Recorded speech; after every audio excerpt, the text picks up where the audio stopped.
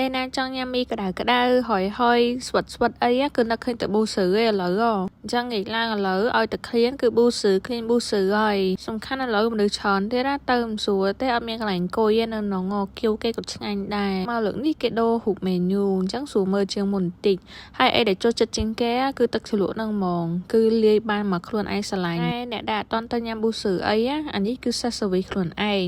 ហើយសម្រាប់ខ្ញុំ recommend ឲ្យញ៉ាំ A8 មួយ A9 គឺខ្ញុំចូលចិត្តទាំងពីរហ្មងតែរសជាតិផ្សេងក៏ឆ្ងាញ់ដែរអីដែលចូលចិត្តមួយទៀតអ្នកនរគ្នាឃើញមានពងទាហើយមីគេឡើងហ៊ីតនៅលើហ្នឹងហ្មងឡើងតំណងខ្លាំងហ្មងអ្នកផ្សេងគេញ៉ាំមួយចានពីរនាក់អីអញ្ចឹងតែខ្ញុំអត់ទេបងប្អូនខ្ញុំសុំម្នាក់មួយចានហើយបើញ៉ាំឆ្អែតចាពីមុនណាធ្លាប់សាកជាមួយរសជាតិផ្សេងដែរគ្រឿងសមុទ្រប៉េងប៉ោះអីសាកហើយអស់ហើយតែនៅតែចាញ់ A8 A9 ហើយអីដែលអត់ដែរភ្លេចមួយទៀតពេលមកប៊ូស៊ឺគឺហៅគៀវហ្មងមិនថាគៀវចំហុយឬក៏គៀវបំពងទេឥឡូវនេះគេមានប្រូម៉ូសិនប្រវល់កងតែដឹងថាប្រវល់ដល់ថ្ងៃណាថ្ងៃនេះប្រវល់កងមកគឺបានសាច់បំពងថែមមួយចានទៀត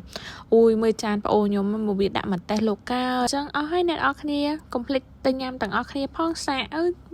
បើអត់ដែរសាកគួរតែសាកឆ្ងាញ់ដែរតា See you on the next video bye bye